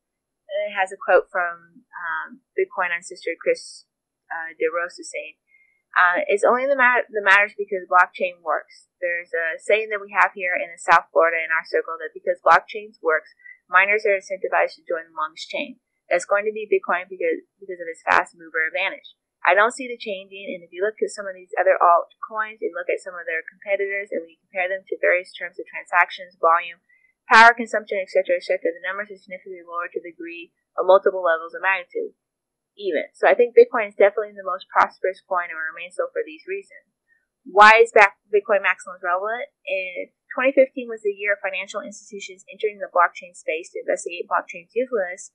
Perhaps 2016 is so far being the year in which the community grappled with the notion of crowd sales and decentralized social political governance of blockchain protocol. When Ethereum's DAO was compromised, and we'll do an update about that because it's been on the anniversaries kind of here and past, and $56 million was withdrawn, the project rhetoric, which is framed in informational work was exposed as proudastic. Ethereum's lead developer, Vital Bertrand, addressed the notion of Bitcoin Maximillist in 2016, and he wrote, "Essentially, the idea is that an environment of multiple competing cryptocurrencies is undesirable. That it is wrong to launch yet another coin, and that it's both righteous and inevitable that the Bitcoin currency comes to take a monopoly position in the cryptocurrency scene. Know that this is distinct from the simple desire to support Bitcoin and make it better. Such motivations are unquestionably beneficial, and I personally continue to contribute to Bitcoin regularly via my Python library, PyBitcoin's tools. Rather, it's a stance that building something on Bitcoin is the only correct way to do things, and that doing anything else is unethical. See the post for a rather hostile example. Bitcoin maximalists often use network effect as an argument and claim that it's futile to fight against them. While Bertrand tries to paint Bitcoin maximalists as ethical questions, he states that Bitcoin maximalists believe it's unethical to launch other blockchains. Many so-called Bitcoin maximalists cite economic arguments to bolster their case. In the end, Bitcoin will persist and incentivize crypto participants to use other alternative cryptocurrencies. In light of the DAO issue, this seems more pressing than ever, at least in terms of public blockchains. That's different from private blockchains. One thing Bitcoin maximalists must address is what it sees as Bitcoin use. It should also define itself as a public blockchain specific so as to not confuse public blockchains with private ones. While Bitcoin maximalist is radical, it's nothing to shy away from, and is merely a thesis that Bitcoin will persist. And then here's another position by Ogo and VRV. Bitcoin maximalist. Okay, here's a rant in favor of the so-called Bitcoin maximalism. So TLRD, too long to read. Bitcoin will win the cryptographic gold title, and every other altcoin imaginable will die. All fancy features like higher capacity, smart contracts, etc. will be bolted on top of Bitcoin, as long as it's safe to do with all the excessive demand satisfied by commercial blockchain networks. Separate layers and protocols on the side and on top of Bitcoin. Why I'm so sure? Let's bust some myths. Bitcoin must scale to accommodate more users and more transactions. Otherwise, it will be dumped for another system. If another system demonstrates how it can offer the same level of safety as Bitcoin, i.e. not being highly centralized and vulnerable to opinions and politics, while allowing higher capacity, it will immediately be implemented by Bitcoin via soft or hard fork with full support from major holders. It will be much less risky than to replay 7 years of market price discovery. We've already seen examples when bug fixes and improvements are smoothly deployed via soft forks. Bitcoin must support fancy features like Ethereum does that in order to not lose to ETH. If stakeholders are seriously considering this, they'd rather hard fork into Ethereum, preserving all their balances, than buy into corporate offerings, which is Ethereum is, inspired to become to even bigger extent. Also, Ethereum is much harder to scale and harder to upgrade to better privacy options. If Bitcoin cannot survive because it does not scale, then Ethereum could not for sure as well. If a miner is adopt a hard fork to boost capacity, big holders will be required to follow a larger hash rate. Big holders tolerate existing mining cartels only as long as it behaves. The mining cartels know very well that big holders are those who give the value of BTC that is converted into the daily earnings, and thus holdings are well protected by tons irreversible proof of work. Should the mining cartel decide to play dirty, a different proof of work algorithm will be adopted. Still cheaper than to buy into a completely new blockchain, and someone else will get paid for mining out blocks after the block end. Coins will be immediately dumped on the legacy chain and safely kept on the new chain with a different proof of work. But most importantly, above all these specific issues, there's one fundamental property of Bitcoin. Should there be a precedent of market abandoning one consensus in favor of another without the possible attempts to maintain it, that would become an eternal proof that such consensus is not safe long-term and can be sabotaged infinite number of times to satisfy politics to jure. And that's the main reason why Bitcoin will not go away after a multi-billion-dollar capitalization achieved over 7 years of extensive market activity. If miners want to stay in the game, Bitcoin will be infinitely extended with soft forks to address real concerns, those that put on-chain value at risk, not somebody's business model. And if miners decide not to fool around, they will be hard forked out of the game, not the other way around. In the worst case, a bad precedent hurting stakeholders will trigger a nuclear war, and everyone will lose money, and all the decentralized blockchain experience will be considered irredeemable or failed. None of the above are due to specific design decisions. Bitcoin is a civilization's consensus, and first of all, no matter how beautiful, ugly, efficient, or inefficient it is, should we prove just once that we can't reach consensus, we will not deserve a second chance. And then here's a counter to Bitcoin maximalism, why you shouldn't be one, by Churtazis. This was published 11 months ago, so in 2016. So, Many people seem to be convinced that the only cryptocurrency that really matters is Bitcoin. For every altcoin with a good idea, some developers are working on creating something which can overlay or otherwise use the Bitcoin protocol. For example, for Ethereum, building smart contracts and purchasing processing power, there is Counterparty and Rootstrap. For Steemit cryptocurrency-driven social media, there is or will be yours, which is now Litecoin, and so the argument goes. Why would it possibly need anything else when Bitcoin is already there and functioning, and we can build on top of it? Here are a few reasons. The problem with Bitcoin, growing pains, the block size debate, and unconfirmed transaction. The one problem with the argument is that Bitcoin has a certain technical limitation. The first thing that is very obvious to those who use Bitcoin frequently is the block size problem, which otherwise might be known as the unconfirmed transaction problem. The limited amount of data in a block means that there can only be a limited amount of transactions. When the amount of unconfirmed transactions goes into the tens of thousands, people must wait days for the transactions to complete, and that's the level of inconvenience that Bitcoin was supposed to solve and was touted as solving.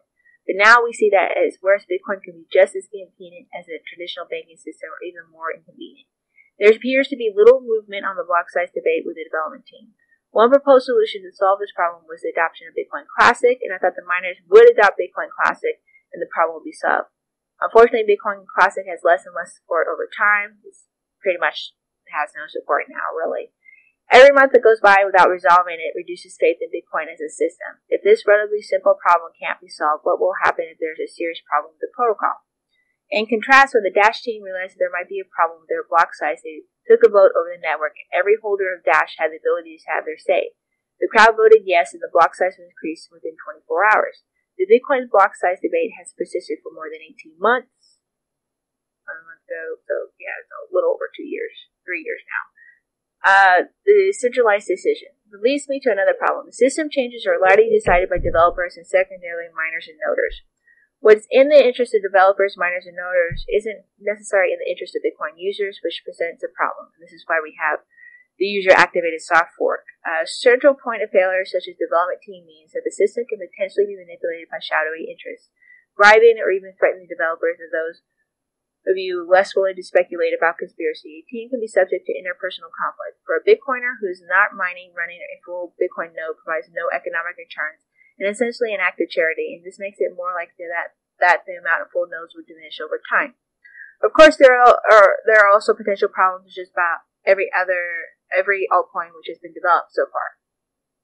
However, a constant flow of new altcoins with several new currencies with various features at different levels of development and penetration does give us a decentralized system, because if a grave problem with Bitcoin or any other coin were to occur, there would also be alternatives, and there are always different places to put our money. Block times. The next problem is certain technical limitations which are built into the protocol. A block time of 10 minutes may be suitable for many transactions, but not for the certain types of transactions which involve large amounts of calculation. I read about the idea of a decentralized poker network, but not even Ethereum has a small enough block time to provide that service satisfactorily. If people could have to wait 14 seconds at a time for each action to be processed, and perhaps there are some off-blockchain solutions to this issue, waiting to be discovered or released. A reduction in the case of Bitcoin. Network effect. Bitcoin has the largest ecosystem, the largest market cap in the crypto space, the most penetration, and is easy to spin. But that's not necessarily guaranteed to be the case within a year or 5 years. It actually has gone down. Bitcoin is most accessible for tech nerds and financial nerds that try to convince regular people that it's something valuable or useful isn't an easy task, as lay people don't spend a lot of time thinking about how development or acceptance in new technology would change in the world.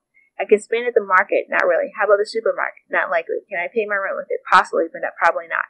Then why the hell do I want it? A system similar to Cement, a social media platform, a medium which more than 1 billion people are familiar with and enjoy using, has a much larger potential for growth. If you look beyond what's happening today, for someone who knows nothing about cryptocurrency, Bitcoin is confusing and unnecessary. However, Steemit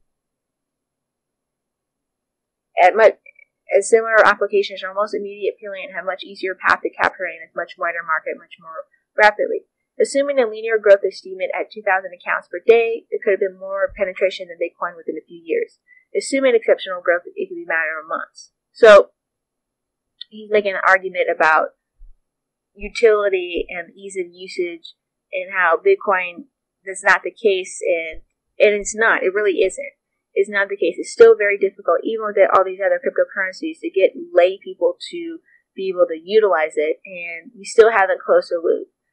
We haven't closed the loop where people are getting paid and pay their bills, and vendors, when you pay the market, goes and pays their vendors and their employees, and so on and so forth. And so we haven't reached that level of closing things down. Now, there are people that are getting paid for their paychecks in Bitcoin or some form of cryptocurrency, and then they might turn around and be able to buy or purchase some things or pay some bills with the cryptocurrency, but a lot of them are changing it back out into fiat or just holding. Bitcoin created a new subcategory of commodity money, money/commodity or money digital. Due to the nature of Bitcoin being a money innovation and the fact that commodity money has a very particular way in which it comes to be accepted as money, the mining of a work process is extracted and preparing the commodity for use. It essentially means that a lot of technologists are wasting their efforts in trying to build better versions of it because they only see it for its technological implementation. They only realize what many of us with the financial backgrounds have realized, which is that Bitcoin is a new money, and then that would be more likely to better spend their efforts building technology on top of this new money network instead of trying to build their own version of it. Wall Street technologists. That's like saying that once gold is discovered as money, silver shouldn't be used as money. We've already discovered commodity money, which is a metal, so obviously we don't need another type of metallic commodity within. Or when the Diners Club card was released, other financial institutions should have said, this is a new type of money, so we shouldn't develop new versions of it. But instead of building on top of this network, and Visa and MasterCard should never attempted to create their own infrastructure, because this is money and not just technology. The fact that Bitcoin is money doesn't preclude it being technology, nor for having the qualities of technologies, nor from the possibility of it improving or developing the technology for more specific needs. If people accept the Wall Street technologies argument, it will hold back countless innovations. First mover advantage. Having a first mover advantage is good, but doesn't provide any guarantees. Diner Club had the first mover advantage too, and they enjoyed the benefits, but now Visa and MasterCard run the credit card game. How long can Bitcoin be on that title? Of course, the first mover advantage is a real phenomenon, but so is the second mover advantage, which, if you examine a lot of what Apple has done, they're really good at the second mover advantage. If the first mover doesn't fully capitalize on its opportunities, for example, if a piece of software doesn't have a user-friendly interface, which is easy to understand for the masses, then it opens the gate for a second mover to swoop in and claim victory. We can do those things with Bitcoin. Yes, you can do a lot of things with Bitcoin, strapping on side chains and adding layer after layer. You can also strap a lawnmower engine to a wheelchair, but that doesn't necessarily make it a good idea. A purpose-built device may serve your purposes even better, or maybe it won't. This is a new area of human endeavor and nothing is certain. The market cap. To give you an idea how much the market cap or capitalization of Bitcoin means, here are a few companies which market cap is a ballpark similar to Bitcoin. Best Buy Company, $9.9 billion, TripAdvisor, $8.5 million, Expedia, $16.32 billion. These companies offer a lot of great services, but nobody will claim that their market cap alone can keep them growing or staying. Nobody will claim that their market cap also means that they're going to be around in 5 or 10 years. To further put it in perspective, $9 billion is about the amount that Nintendo stock increased with the release of Pokemon Go, and also the approximate amount that the Target stock went down when they changed their bathroom policy. What? I'm going to have to read that on my own. I've never heard that. Just a few short months ago, the market cap of BTC was under $3 billion, and just a couple months ago, the market cap of ETH rose to $1.5 billion. The fact that an altcoin can have such a comparable market cap might indicate that Bitcoin could be knocked off this podium in years to come. A market cap definitely means something, but for an enterprise to continue to be successful, it also requires other things. For example, adaptability, responsiveness to the market, and it takes much more than a market cap to maintain growth. And that brings me to my next point. The combination of fruit movers. The combination of having quite a high market cap, having a large-scale functional blockchain, is potentially flexible to other projects, and having the first mover advantage is a disruptive entry definitely gives Bitcoin a few legs to stand on when it comes to longevity. Nonetheless, it doesn't negate the possibility that other coins may run in parallel, fulfilling different niches through their well-designed structures. Conclusion. I love Bitcoin and love what it does and what it has done. I love what it represents and love that it's brought wealth to so many wonderful people that inspired so much innovation. That is just disrupted over ideas of what money is and leads to higher questions. Bitcoin is by all counts a very fascinating and useful technology. However, there's no reasons to feel loyalty to it. There's no reasons that other services cannot run in parallel to Bitcoin, fulfill different functions to which Bitcoin is not suited. Furthermore, if you expect the banking industry to be disrupted, then you must also expect Bitcoin to be disrupted. The only question is when and by what. So that's pretty much, those articles give you kind of a thumbnail sketch of the position of Maximilists. And you have some intersectionality with those about just being in Bitcoin. Don't go to these altcoins. Don't go to Ethereum, Dogecoin, Litecoin.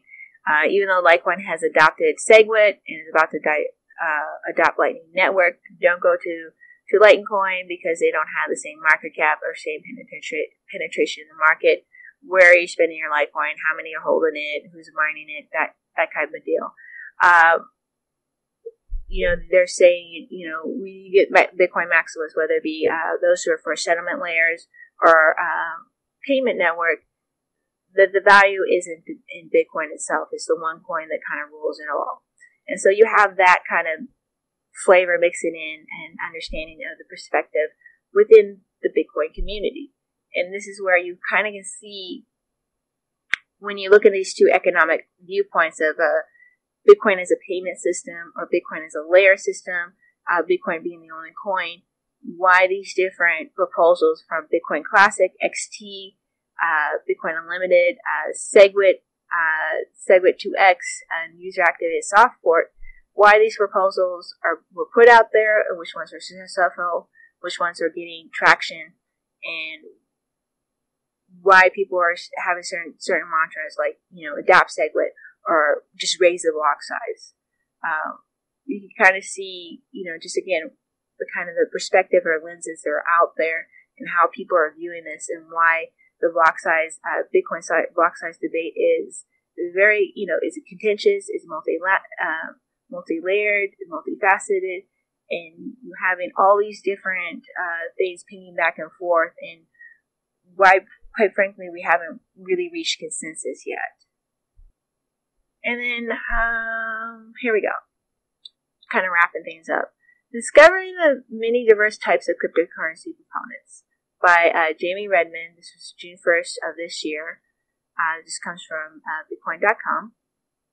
The 6 different types of cryptocurrency enthusiasts. Cryptocurrencies are a unique type of digital asset. Okay, we know what that is. So the holder. Holder, or HODLER, means holder, is a Bitcoin enthusiast who's invested in Bitcoin for the long haul. No matter what happens, these type of Bitcoiners say they will never sell for a very long time, and they're accumulating Satoshis as much as they can. If the price drops a few $100 or more, holders could care less, as their top priority is to hold their coins for years until something extraordinary occurs.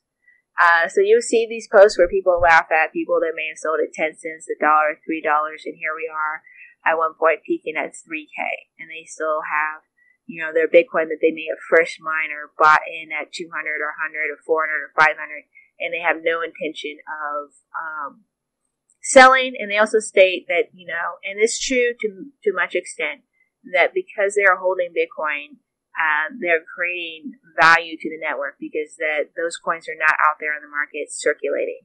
And so, again, it creates scarcity, and because of scarcity, you increase the value of, they increase the value of not only their holdings, but the network in general as a whole. There are many that believe that people who are hoarding Bitcoin are good for the economy. These individuals make the digital asset seem more scarce for the time being. But back in 2014, Satoshi Nakamoto instituted Daniel Craig's detail why he believes hoarding Bitcoin is a good thing. Belief in Bitcoin improves the Bitcoin network, and as long as people back up that belief by the actions of acquiring and holding more, explains Kowalski.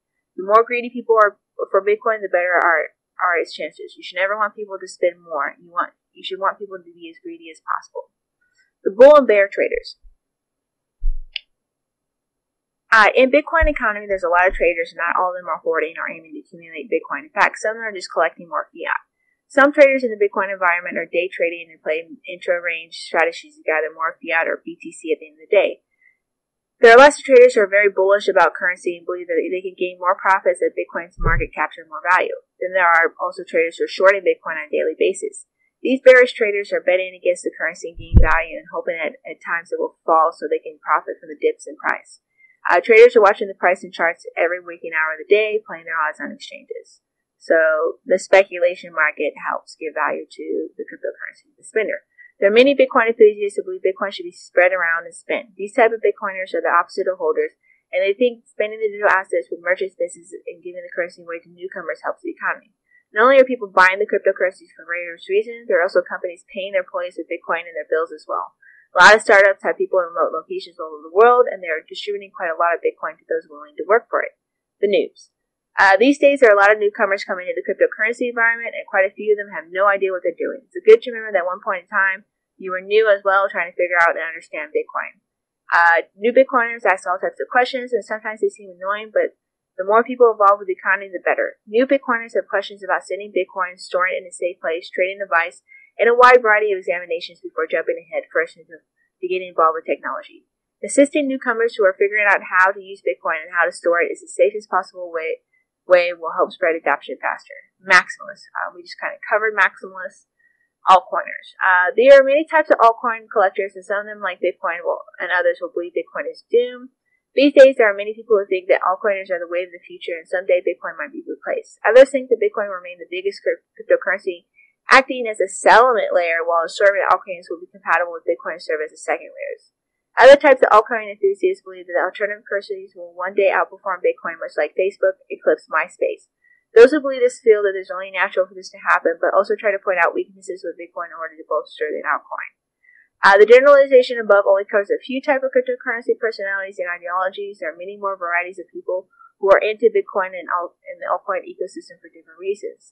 A vast portion of these crypto enthusiasts believe that technology itself will disrupt and ultimately replace the incumbent controlling the global monetary infrastructure. However, there are others who believe cryptocurrency will be compatible with the existing banking system and think the financial institutions today are needed to make Bitcoin legitimate. The point is, everyone has a different idea how the future of Bitcoin and cryptocurrency in general will be over the next few decades. The technology is still very young, and no one knows how things will turn out, but most of us are optimistic that technology will be a game changer. So that's it for this episode, Finding Your Satoshi, Way of Bitcoin. It's kind of, again, just kind of get into the philosophy. This is more focused on less of the politics, but more the economic philosophy of the viewpoint, and kind of adding to the layer and understanding why, at this point in time, so many years in, we're having some issues about scaling what the direction of Bitcoin is. And really it's about your economic perspective on the matter. Is Bitcoin a payment system? Is it a digital monetary system? Is it for daily activities like coffee? Or is it a settlement layer where you can do high volume transactions, or hold or hoard a certain amount of Bitcoin, keep it, spend when necessary, or send across the network at $3,000, $5,000, $100,000 a pop, or $1 million transaction, and that the scaling of Bitcoin should reflect on that type of a system where you have things like SegWit and Lightning Network. And again, even with the digital side, when it comes to SegWit and Lightning Network, where the primary end result is to be able to do these type of small transactions. So it's kind of giving you a viewpoint of that and what a Bitcoin maximalist is and things of that nature. And then just the different types of people, once again, that are involved within the Bitcoin space, but from more of a kind of an economic perspective, if you will.